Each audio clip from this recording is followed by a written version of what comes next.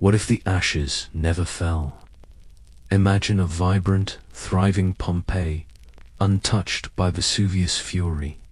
How would history be irrevocably altered if this ancient city continued to flourish, its citizens oblivious to the cataclysm that almost was? This isn't just an alternate history. It's a profound reimagining of our world. The summer of 79 CE in the Bay of Naples might have felt deceptively ordinary to those who lived there. The air shimmered with the heat of August. Cicadas rattled in the olive groves. The streets of Pompeii carried the same noise they had carried for centuries. Sandals struck stone paving, iron-rimmed wheels groaned against basalt slabs, and the smell of fresh bread, baked in dozens of communal ovens, drifted into the sunlit plazas. To you, if you had wandered there as a traveler, it would have seemed a town at ease. A provincial settlement well connected to Rome, but still anchored to its own rhythms of labor, leisure, and worship. Pompeii was no mere village, it was a bustling town of about 12,000 to 15,000 people at the time of the eruption. The city's location made it an enviable place. Fertile volcanic soils nourished vineyards, orchards, and farms. Trade routes carried goods from across the empire into its warehouses, and the sea, a short distance away, connected it to Naples and further Mediterranean markets. Life, in those weeks before disaster, revolved around a delicate balance between agriculture, commerce, and ritual. If you walked along the Via dell'Abbondanza, the city's main street, your sandals might crunch over discarded olive pits or grape skins that had rolled from vendors' stalls. The sun would have glared off the stucco facades, many painted with faded reds, ochres, or blacks. Water gurgled from street fountains, supplied by a network of lead pipes, some patched, some still sturdy. People carried amphorae to collect their daily water, pausing to gossip. Conversations might drift between the upcoming games at the amphitheater, the price of wine, or the latest rumors of imperial politics from Rome. What is striking, though, is how little notice anyone seemed to take of the mountain looming above them. Mount Vesuvius was simply part of the horizon. Some locals perhaps knew of earthquakes. It was not unusual in Campania to feel tremors, but the mountain did not inspire universal dread. 17 years earlier, in 62 CE, a violent quake had shaken Pompeii, toppling buildings and temples, leaving cracks in walls that some households never repaired. Yet even then, the event was framed less as a warning than as a disruption, a reminder of the god's temper. By 79, repairs were still underway in parts of the city. To live in Pompeii was to live with instability and carry on regardless, and so the days moved quietly toward disaster. Archaeologists can reconstruct pieces of those final days with remarkable clarity, thanks to what was left behind. In one bakery, carbonized loaves of bread were found still in their ovenati, one of them carefully scored before baking. In a tavern, cups lay where they had been set down, as though the drinkers had only just stepped outside. In private gardens, casts of root cavities reveal the presence of fruit trees, figs, olives, pomegranates, even peaches. Life was not lived in fear, but in continuity, where the rhythms of harvest and the rituals of religion mattered more than geological rumblings. The volcano itself was stirring, though people may not have understood. Modern geology suggests that signs of unrest, steam vents, minor tremors, even subtle shifts in groundwater would have been present. Some citizens may have noticed, many may have dismissed them. Ancient authors like Pliny the Younger, who later described the eruption from across the bay, show us that there was confusion even as ash first rose into the sky. But before the eruption, there was ordinary life, and that is perhaps the most striking detail. In the Forum, the marble-faced temple of Jupiter stood incomplete, still bearing scars from the 62 quake. Market stalls crowded the square, selling figs, olives, garum fish sauce, and textiles. Slaves carried baskets for their masters, their lives woven invisibly into the rhythm of the city. Children played with nuts or small bronze figurines, their laughter echoing between walls covered in painted graffiti.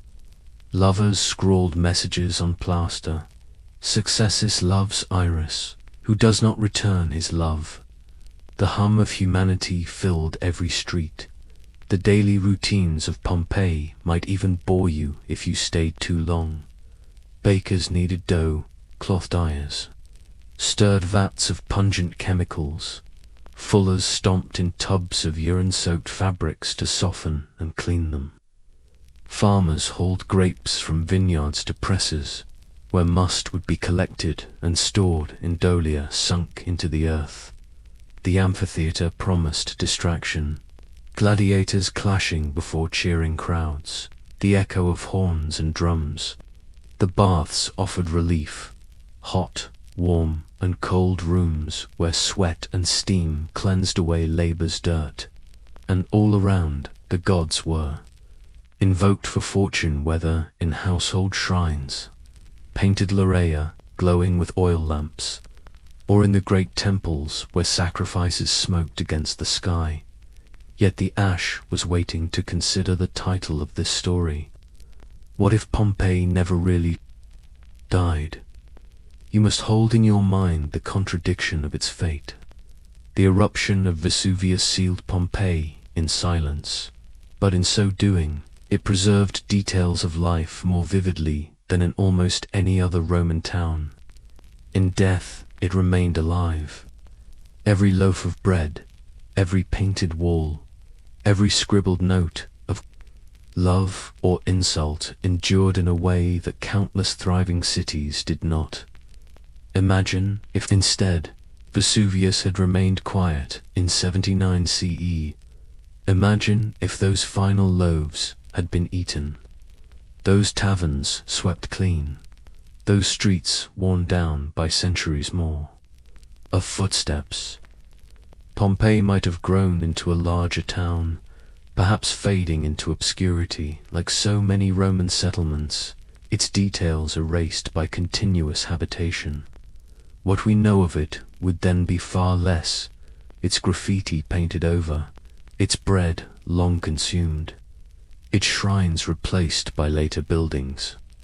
Would Pompeii, without its burial, have survived in memory at all? Or is it only because the ash froze its days in place that it never truly died? And so we begin, standing in those streets in the late summer of 79 CE, listening to the ordinary sounds of a city unaware that it was about to be remembered forever. But if Pompeii never died, if the eruption had never come, what would those lives, routines, and forgotten details have become? To think of Pompeii in the days after the ash fell is to think of silence. But to imagine Pompeii if the ash had never fallen is to think of noise of voices never hushed, footsteps never stilled, markets never emptied. So let us step again into the streets, not as archaeologists peering down into plaster casts of absence, but as observers of what might have been if the eruption of 79 CE had not come at all. The city was at a crossroads in its history when the mountain buried it.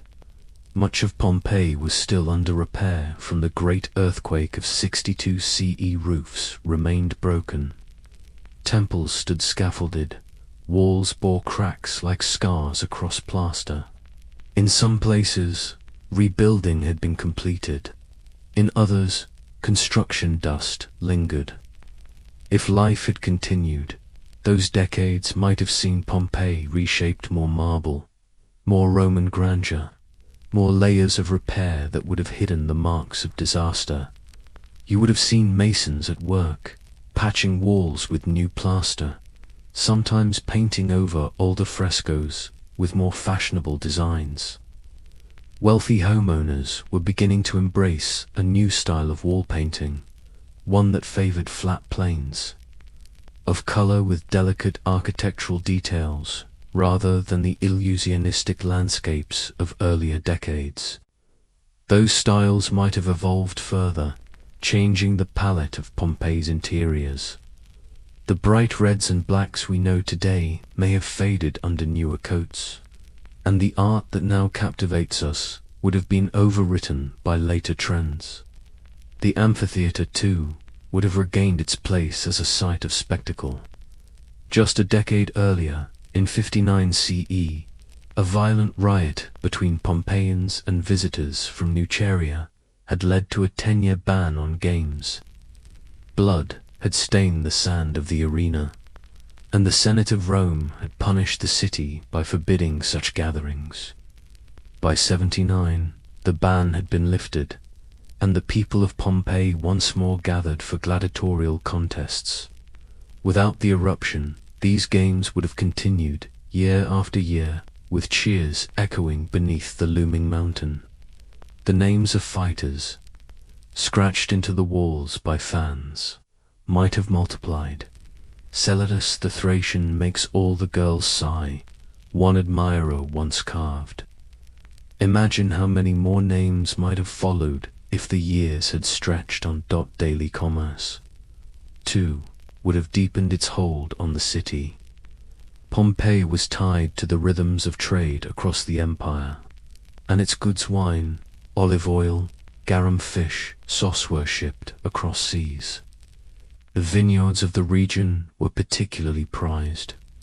Writers like Pliny the Elder noted the strong wines of Campania, often mixed with seawater to cut their potency.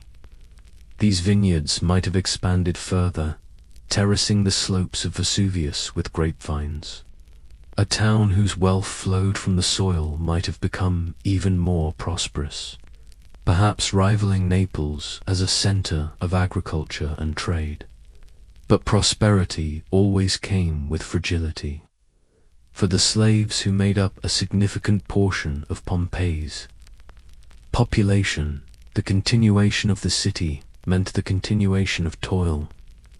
Slaves worked in kitchens, tended vineyards, pressed olives, carried water, and served in taverns. They were as present in Pompeii as the sound of carts on stone, their labor underpinning the lives of free citizens. If the city had survived, their stories would have been buried not in ash, but in anonymity, erased not by disaster, but by neglect. Only a rare few might have been freed, their names inscribed on tombstones as freedmen, their children rising to positions of modest comfort. Religion, too, would have continued its course. The temples of Pompeii were being rebuilt after the earthquake, and had time allowed, the city's sacred spaces might have regained their splendor. The Temple of Venus, protector of the city, stood partly in ruins. In 79 CE, completed repairs might have seen new marble columns gleaming in the sunlight, sacrifices once again perfuming the air. The cult of Isis, already strong in Pompeii, would have persisted as well, offering its mysteries to worshippers drawn by promises of rebirth and protection. The blend of Roman gods with Egyptian rites shows how cosmopolitan the town could be, even in its provincial setting. What makes this thought experiment curious is how unremarkable Pompeii might have seemed had it lived on. Without its sudden burial, Pompeii would have been one of many Roman towns scattered across Italy, bustling, but not extraordinary. Over centuries, it might have declined, as so many settlements did, its buildings pillaged for stone, its forum abandoned, its name fading into obscurity. Later generations might have built farms or villages atop its ruins, ploughing fields where streets once ran. The details of graffiti, the shapes of bread, the shadows of furniture V's would have vanished, leaving behind little more than fragments to puzzle over. Instead, because the ash came, every trivial detail survived. And so we live with a paradox. Pompeii's death gave it eternal life. Without that death, we would likely not speak of it at all.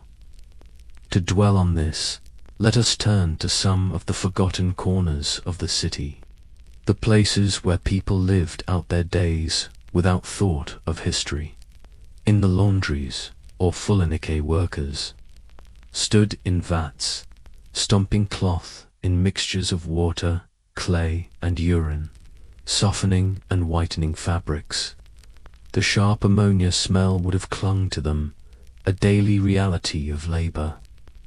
In the workshops, metal workers hammered bronze vessels, carpenters shaved wood for furniture, potters turned clay into amphorae. These were not glamorous trades, but they filled the streets with sound and motion.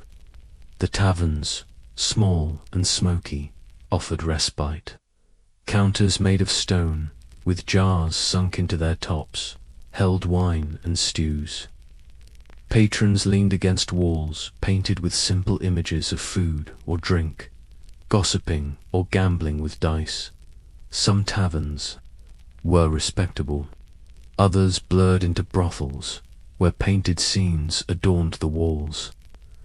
This was the texture of Pompeii's night's knot: silence but chatter, laughter, bargaining, and occasionally violence. And yet, hovering over all of this, even if unnoticed, was the mountain.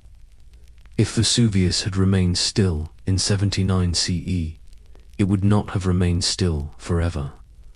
Volcanic soil is fertile because it is born of fire, and fire eventually returns.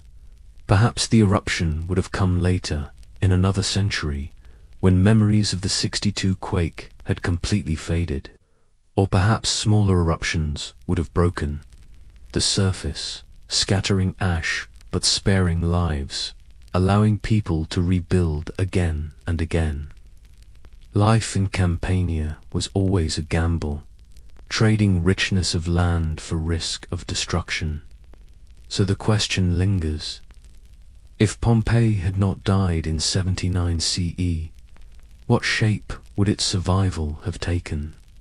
Would it have grown, prospered, declined, and disappeared, quietly into the background of Roman history? Or would later eruptions have written its end in another century, burying not a town of 79 CE, but one changed by time, less familiar, less immediate to us? When we walk through Pompeii today, we are walking not through ruins of a city that fell gradually, but through a snapshot, a single moment sealed by catastrophe. That is why its streets feel uncannily alive, as though their inhabitants might return at any moment. But if Pompeii had never been sealed, we would see only layers upon layers of change, each one erasing the last, until little remained. Thus, the ash did not only bury Pompeii, it preserved its ordinary, the half-mended walls, the loaves cooling in ovens, the graffiti confessing love, the repairs still underway. These survived precisely because death came suddenly. Without that moment, Pompeii might have been forgotten as completely as countless other Roman towns whose names no longer stir recognition. And so we circle back to the paradox. The ash that destroyed Pompeii ensured that it never really died. But if that ash had never come, if life had continued, Would Pompeii have truly survived at all? To conclude the thought of Pompeii's lost days, you must imagine not only what life was before and what might have continued after, but also how memory itself functions when tied to survival. History is not only what happens, it is also what is remembered and what is forgotten. Pompeii is unusual not because it existed, but because it was preserved in a single frozen breath of time. Without that moment, without the suffocating ash of 79 CE, the city might never have entered the modern imagination at all. Let us linger for a while on how Pompeii might have unfolded in its afterlife, had the eruption not struck. The Roman Empire was nearing its greatest territorial reach in 79 CE in the years to come. Emperors would still march armies to the borders of Britannia, Dacia, and Mesopotamia. Trade would still flow, wealth would still accumulate, and cities like Pompeii would ride the current of prosperity that tied them to Rome. A Pompeii spared from the eruption would likely have grown larger, its forum filled with new statues. Its houses expanded to accommodate the ambitions of wealthy elites. Villas might have multiplied along the coast, their mosaics glinting with scenes of gods, animals, and harvests. Children born in that year might have grown up to hear the names of emperors that we still recall today: Domitian, Trajan, Hadrian. They might have watched roads paved, aqueducts extended, and trade expand across the Mediterranean. Pompeii's wines and sauces could have travelled further still, their amphorae bearing stamped seals that told of vintners and merchants. Perhaps one Pompeian family might have risen to senatorial rank, their name etched into the records of Rome itself. Yet time is never static. Cities rise, flourish, and decline. In the 3rd and 4th centuries, as the empire began to face pressures from within and without, Pompeii might have waned. Earthquakes, fires, or even smaller eruptions could have scarred it again. The harbour may have silted, trade may have shifted, and prosperity may have ebbed away. Houses once vibrant with frescoes might have fallen into disrepair, repurposed. As workshops or storage, the amphitheatre might have gone quiet, its sand no longer stained by the games. Shrines may have been abandoned, their gods left to the dust as Christianity spread across the empire. If this path had been taken, Pompeii might today be little more than a name in an ancient gazetteer, one town among many swallowed by the passage of time. Archaeologists might stumble upon fragments of walls or pottery, but nothing to distinguish it from countless other forgotten Roman settlements. In sparing it from sudden death, history might have consigned it to a quieter, more complete erasure. And yet, in the world as it unfolded, the ash came. It came not gently, but in waves of suffocating heat and choking dust, in collapsing roofs and fleeing crowds. It destroyed lives, but in destroying, it preserved. The paradox is unshakable. Pompeii exists in memory because it was obliterated. The rediscovery of Pompeii centuries later only deepened this paradox. When the first excavations began in the 18th century, they uncovered not merely ruins, but lives in mid-breath. Pots sat on stoves, tables were set, graffiti adorned walls with jokes and insults. The very ordinariness of Pompeii was what struck early visitors. It was not a city of kings and generals, but of bakers, slaves, tavern keepers, and children, in their ashes. People saw themselves reflected timeless in their habits and their fragility. And so we return to the question, What if Pompeii never really died? It has, in a sense, lived on more vividly than almost any Roman city. We know what its people ate, what games they played, what insults they carved into plaster, what colors they loved to paint their walls. We walk through its streets as though they were still warm from footsteps, and in doing so, we keep its life present. The ash preserved not just stones, but stories.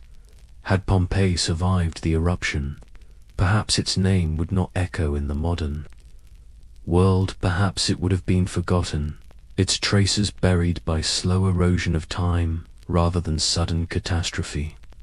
But in dying, it became immortal. The question, then, is what kind of survival matters most? Is it better for a city to live on through centuries of slow decline, remembered only faintly, or to be preserved in a single, striking moment of destruction, remembered forever? Pompeii forces us to wrestle with that question. It reminds us that preservation is often born from loss, and that history remembers not always the greatest or most powerful, but sometimes simply the ordinary moments caught by chance. And so, as you walk through the silent streets today, with plaster casts of human figures curled in final repose, you are reminded that Pompeii never truly died. It continues in memory, in study, in the small details that survived the fire and ash. The city breathes, still, not in its own time, but in ours. Perhaps, in the end, Pompeii is a lesson in how fragile permanence really is. Survival is not always about continuity. Sometimes it is about interruption. Sometimes to live forever, a city must first be buried, and so the ash that never settled becomes both a metaphor and a reality. Pompeii lives not because it endured, but because it was stopped, and that is why it never really died. If Pompeii is remembered as the city of ash, Herculaneum is remembered as the city of silence. Its destruction in 79 CE was different, quieter, yet in many ways more final, sealed not in a blizzard of pumice, but in waves of molten darkness.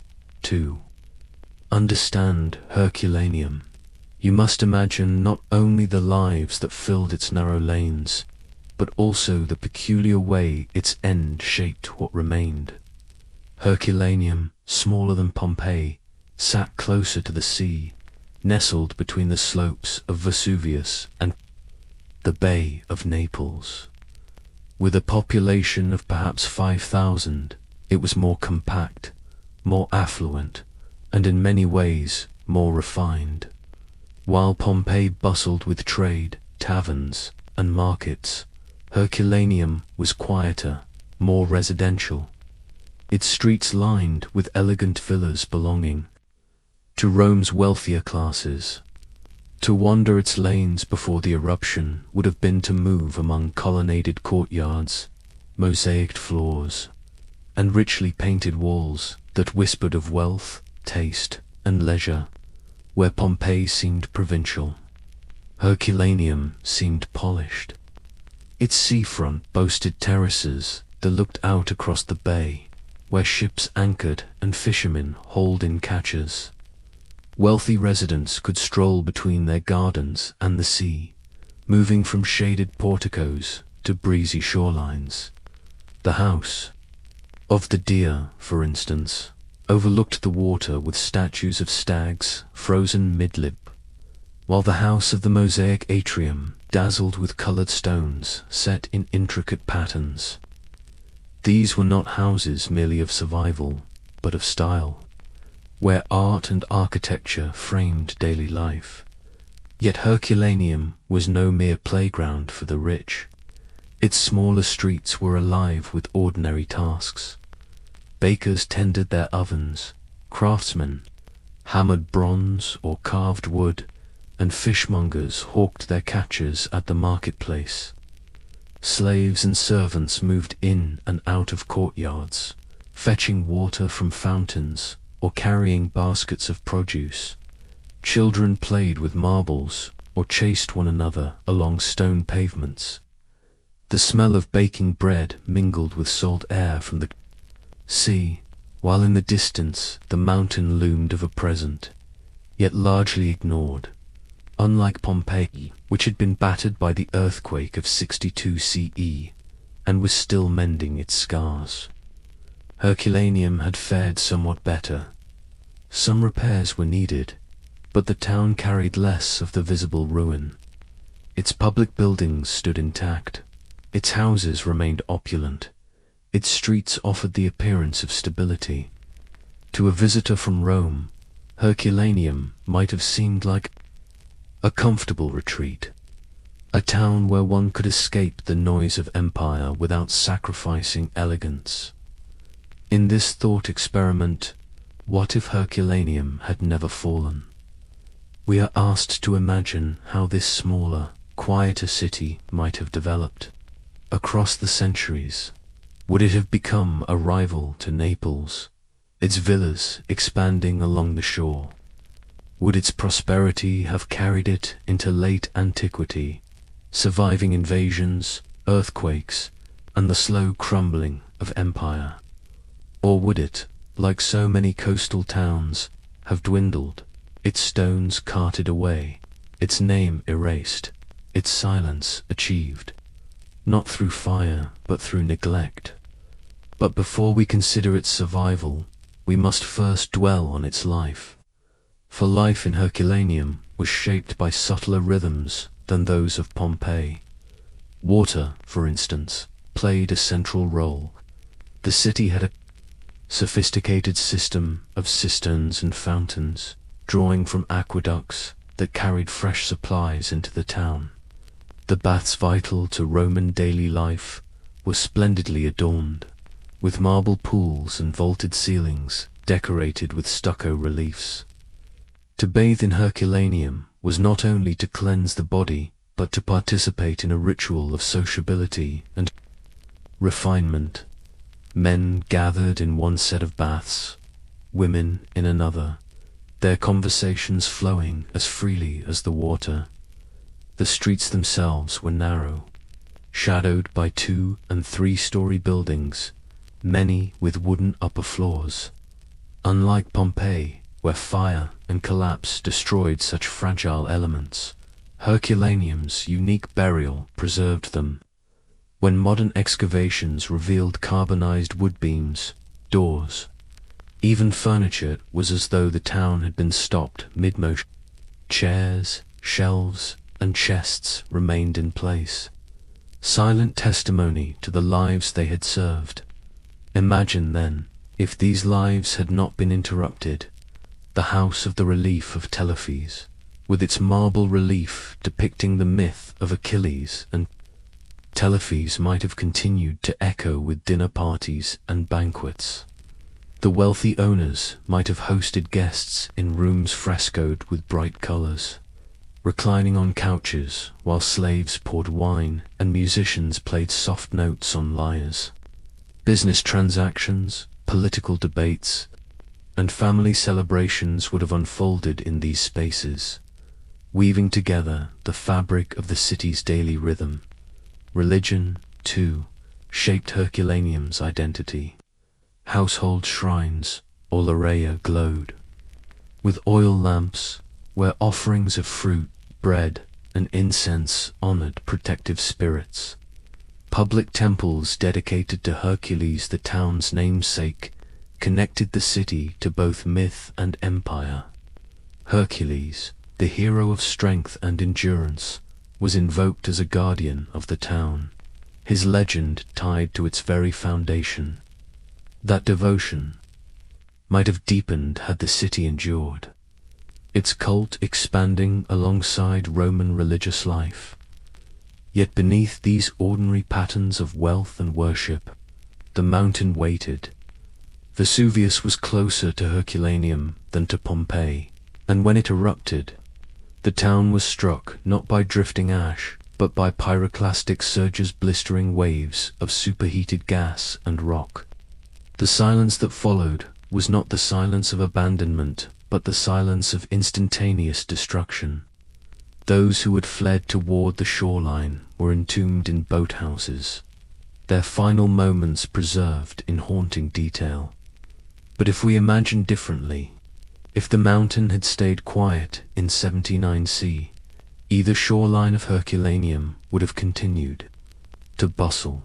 Fishermen mending nets, merchants unloading amphorae, children playing at the water's edge, these scenes would have repeated endlessly, dissolving into the anonymity of history.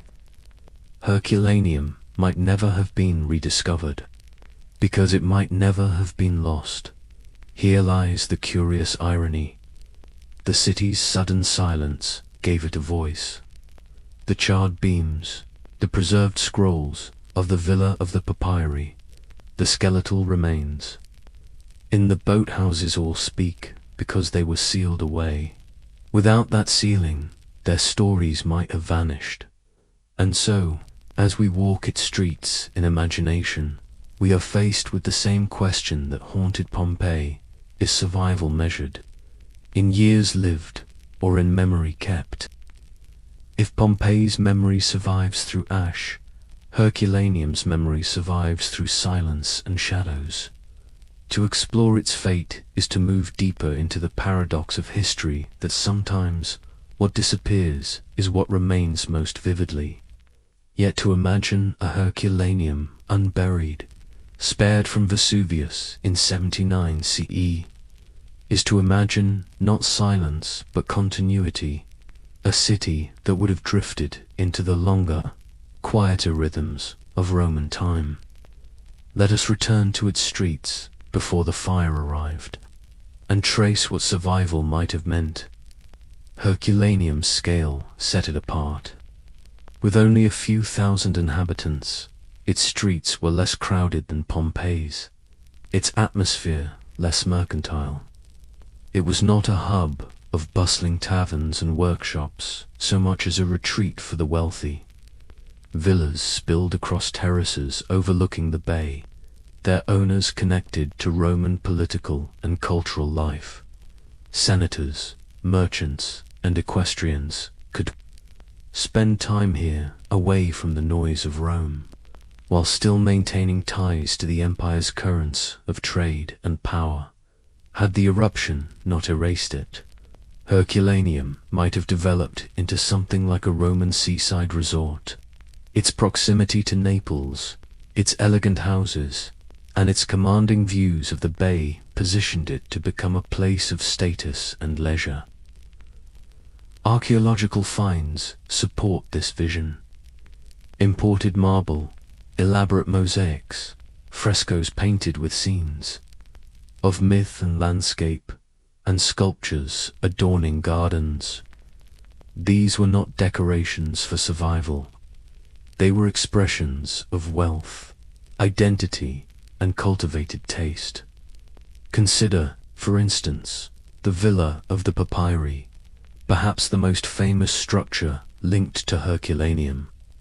This vast seaside villa contained hundreds of papyrus, scrolls, and tire, library carbonized by the eruption.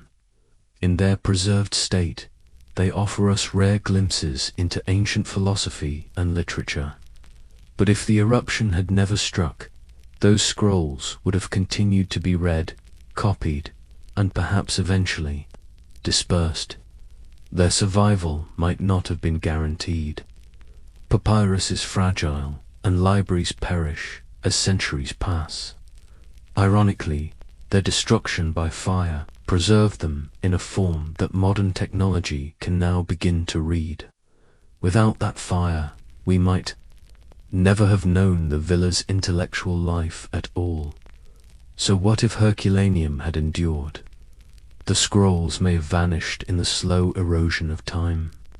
The villa might have been dismantled or rebuilt in later centuries, its treasures scattered. The chance of preservation would have diminished with every passing generation. And yet, in surviving catastrophe, Herculaneum ensured that we glimpsed its library frozen in place. The daily life of ordinary people would have followed equally fragile paths. Bakers would have baked, fishermen would have fished, slaves would have carried burdens for their masters, but the details, the shape of their bread, the wood of their boats, the texture of their tools might have disappeared without a trace. What we know today of their world comes not from long survival, but from sudden interruption. Still, to imagine Herculaneum surviving is to imagine centuries of change layering upon it. Christianity might have replaced its temples, transforming shrines of Hercules into churches dedicated to saints. Its shoreline might have shifted with erosion, its villas abandoned or reoccupied. In the medieval era, it might have become a fishing village, its ancient stones reused to build cottages. By the Renaissance, perhaps little of its Roman character would remain. It would be one more Italian town, living but unremarked.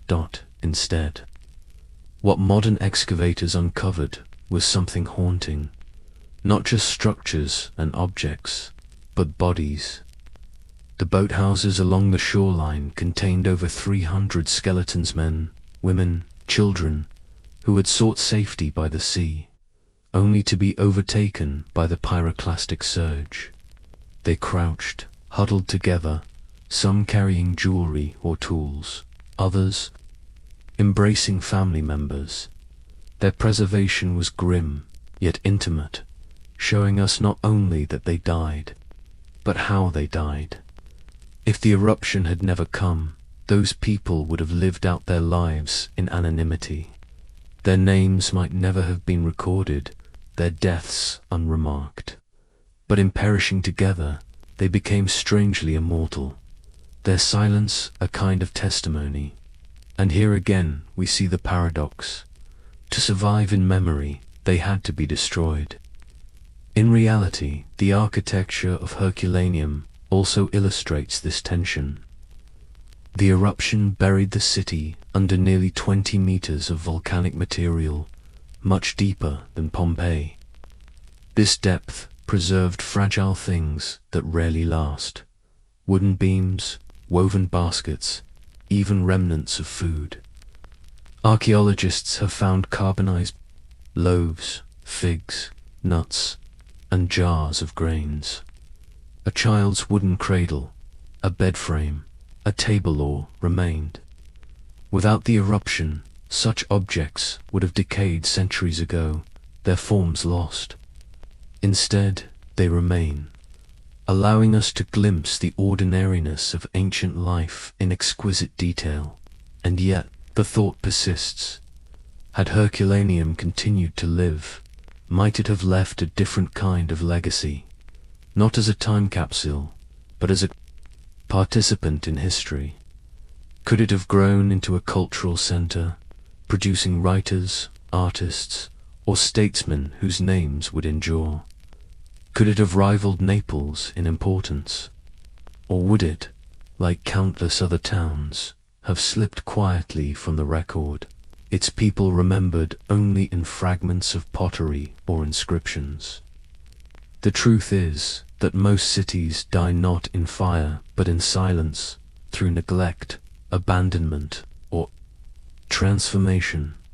Herculaneum's unique fate reminds us of how unusual its preservation really is. It is precisely because it did not survive that we can walk its streets today with such immediacy. Its silence became its voice. To stand in those streets now is to hear the echo of footsteps that never returned. It is to feel the tension between continuity and interruption, between what was lost and what was strangely saved.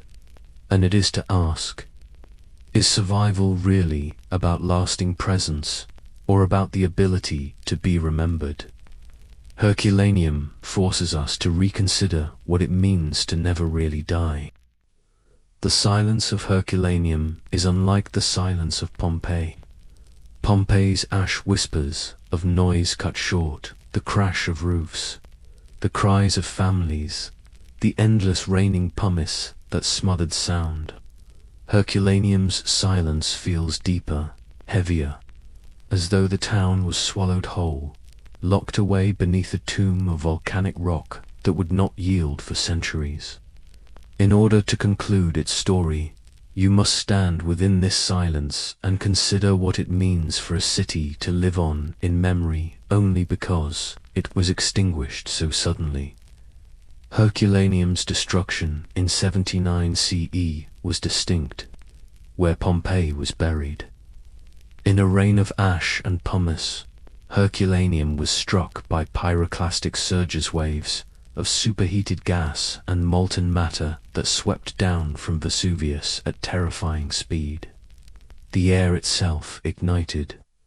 Temperatures soared high enough to char wood in an instant, vaporize flesh, and turn bodies into skeletal shadows. Yet it was this very annihilation that sealed the city under 20 meters of hardened volcanic material. The result was paradoxical. Herculaneum, though utterly destroyed, was also more perfectly preserved. Wooden doors, staircases, beams, beds, cupboards, and even food survived. In the boathouses near the ancient shoreline, hundreds of skeletons remained, crouched and waiting. In one place, a mother's bones were found, still clutching a child. In another, a man lay with a pouch of coins by his side. These details, preserved by catastrophe, form the city's most haunting legacy. And yet, if we return to the thought, experiment what if Herculaneum had never fallen? We must imagine a very different trajectory. The city would have continued as a retreat of wealth, its seaside villas growing more elaborate, its families woven more deeply into the fabric of Roman aristocracy. The villa of the Papyri might have remained an active center of learning, its scrolls read, recopied, and circulated. Philosophical schools might have blossomed there, shaping intellectual life in ways we cannot measure. As the centuries passed, Herculaneum might have been reshaped by the tides of empire. Christianity could have transformed its temples, dedicating once pagan sanctuaries to saints. Its villas might have become monasteries, its shoreline churches. Later still, medieval fishermen might have used its harbor, building homes from its ancient stones. Like so many other towns of Italy, it might have endured in altered form, its Roman past buried not by catastrophe but by slow, living change. Had that been the case, the details that fascinate us today would be gone. The painted walls would have been plastered over, the scrolls discarded or worn away, the wooden furniture long rotted. Herculaneum would have been remembered vaguely, perhaps, but not intimately. It would have been alive once, but forgotten. After instead, because of its sudden death, it was discovered centuries later as a time capsule. Excavations beginning in the 18th century revealed a city that looked eerily close to its last moments. Visitors marveled at carbonized furniture, preserved food, and even ancient sewer systems filled with remnants of meals. Unlike Pompeii, which was easier to uncover, Herculaneum lay deeper, harder to reach, and in some ways more mysterious. Where Pompeii told the story of ordinary provincial life, Herculaneum whispered of wealth, refinement, and tragedy in silence. This difference between Pompeii's chatter and Herculaneum's hush explains why the two cities are often paired, yet never quite alike. Pompeii feels busy, unfinished, bustling even in ruin. Herculaneum feels still, secretive, as though it was swallowed whole and left untouched. Its silence is what gives it weight. But silence also invites reflection. If survival is measured by memory, then Herculaneum, like Pompeii, never really died. Its people may have perished, but their homes, tools, and even gestures survived across 2 millennia. Their world was hidden, but not erased. When archaeologists uncovered wooden shelves still holding jars, or jewelry clutched by skeletons, they uncovered not just artifacts, but moments.